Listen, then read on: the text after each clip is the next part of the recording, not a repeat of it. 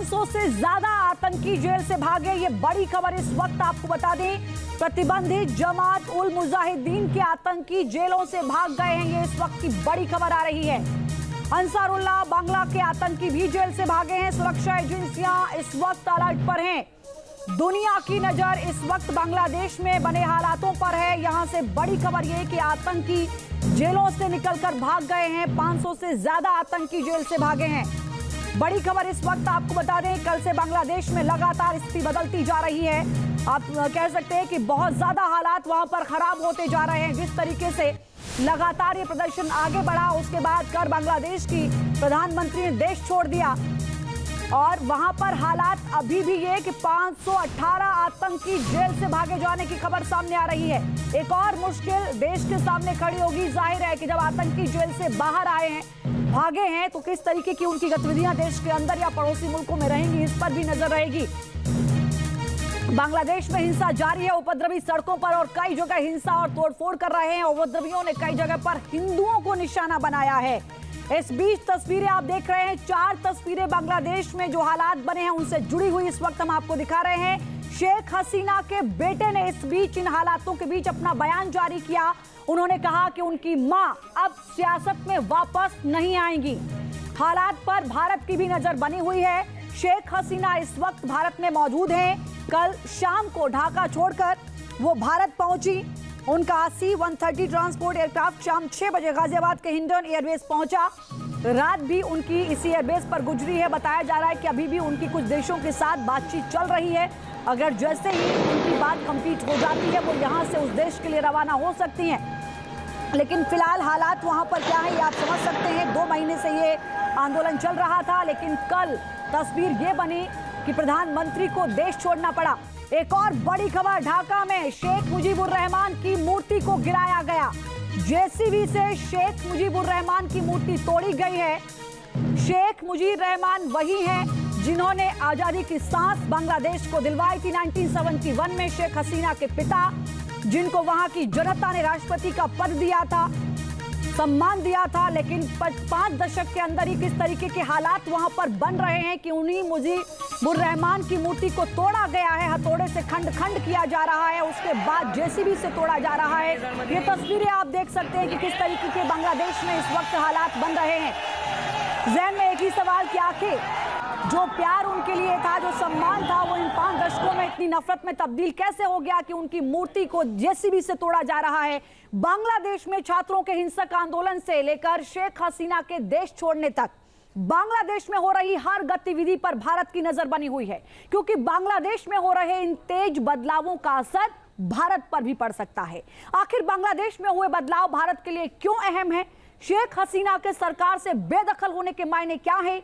इन सवालों का जवाब देगी हमारी ये रिपोर्ट, जो आपको समझाएगी कि भारत और बांग्लादेश के रिश्ते की पूरी डायनामिक्स आखिर क्या है।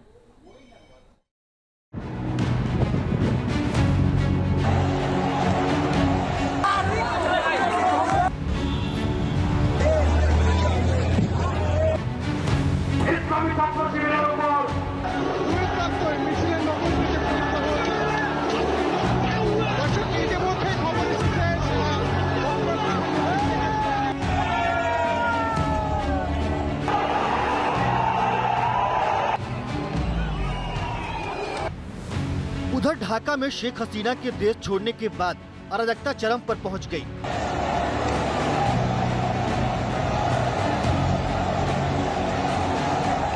कट्टरपंथी जमातों के लोग सड़कों पर जमा हो गए। बेतहाशा लूटपाट होने लगी।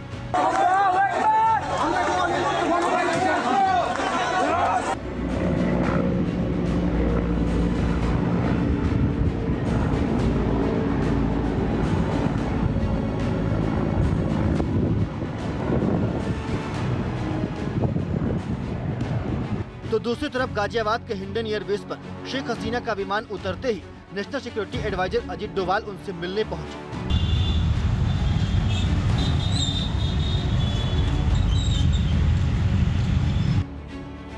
शेख हसीना ने अजीत डोवाल के साथ बैठक की तो 7 लोक कल्याण मार्ग पर पीएम मोदी ने कैबिनेट कमेटी ऑन सिक्योरिटी की बैठक में हिस्सा लिया और बांग्लादेश के हालात पर चर्चा की।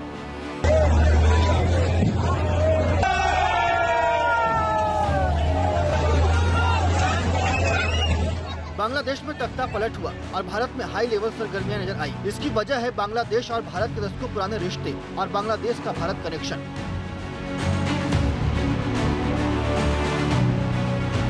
बांग्लादेश के जन्म में भारत के योगदान का इतिहास गवाह रहा है, लेकिन पूर्वी पाकिस्तान से बांग्लादेश बन जाने के बावजूद बांग्लादेश से कट्टरपंथ का बीज नहीं मिटा। इसी कट्टरपंथ का एक किरदार है जमाते इस्लामी बांग्लादेश, जिसके कट्टरपंथी शेख हसीना के देश छोड़ने के साथ ही ढाका की सड़कों पर नजर आने लगे। इसी जमाते इस्लामी बांग्लादेश का एक और चेहरा है जिसे दहशतगर्द कहा जाता है। इस चेहरे का नाम है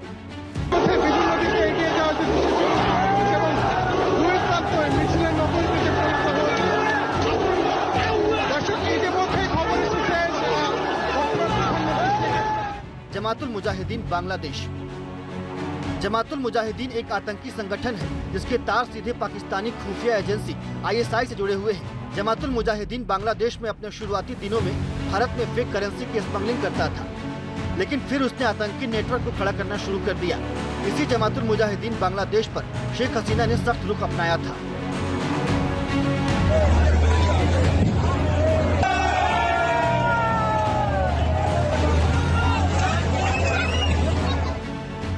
साल 2001 में जब शेख हसीना की पहली सरकार का कार्यकाल खत्म हुआ था, तभी जमातुल मुजाहिदीन बांग्लादेश में बम धमाकों को अंजाम देना शुरू किया था।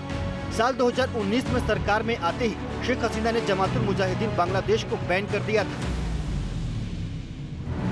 शेख हसीना के खिलाफ जो छात्र आंदोलन हुए, उनके पीछे भी जमातुल मुजाहिदीन बांग्लादेश के पेरेंट गुट यानी जमाते इस्लामी का हाथ है।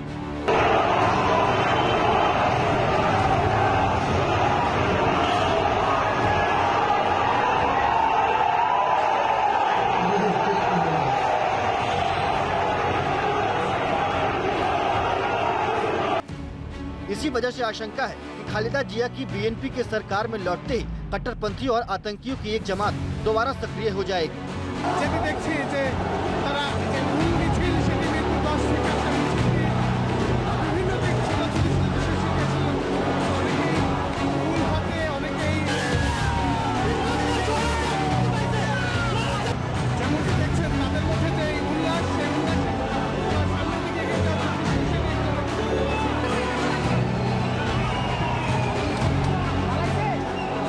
Of course it is. A neighboring country that has a widespread disturbances. Yes, of course there is cause for concern. It's a challenge and we have to be very, very, very careful. Well, at present the border forces, but yes, naturally. Well, all measures are based on intelligence. So we have got to set up, and we have surely set up, intelligence sources to deal with it. अपने पिता शेख मुजीबुर रहमान की तरह शेख हसीना का रुख भी भारत के समर्थन का ही रहा है। शेख हसीना ने इसी साल तीस्ता नदी परियोजना में चीन को दरकिनार कर भारत को पार्टनर बनाने का फैसला किया था। जबकि शेख हसीना की धुर विरोधी रही खालिदा जिया का पाकिस्तान और चीन से गहरा नाता रहा है। इसी वजह से ये आशंका भी जताई जा रही है कि शेख हसीना के जाने से भारत के पड़ोसी यानी बांग्लादेश में चीन का दखल कई गुना बढ़ सकता है।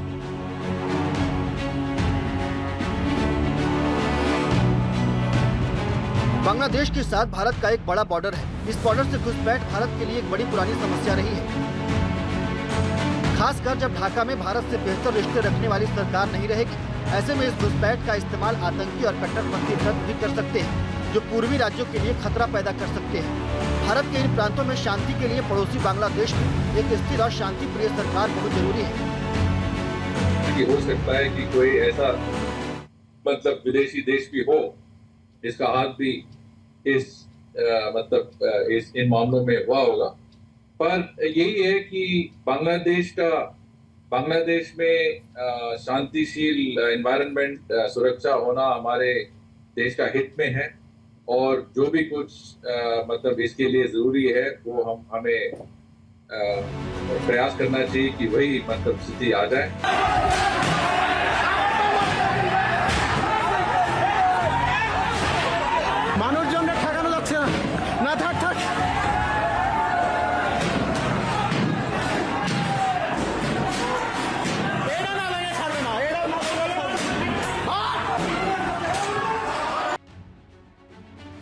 शेख हसीना उस बांग्लादेश को अलविदा कह चुकी है जिसकी स्थापना के लिए उनके पिता और परिवार ने कुर्बानियां दी थी। अगर बांग्लादेश में अगली सरकार चीन और पाकिस्तान की परस्ती में शामिल रही तो भारत के लिए बांग्लादेश में हो रहे बदलाव को सतर्कता के साथ देखना जरूरी हो जाएगा। Team news nation. News nation अब व्हाट्सएप पर खबरों की ताजा अपडेट के लिए न्यूज नेशन के इस QR कोड को स्कैन करें।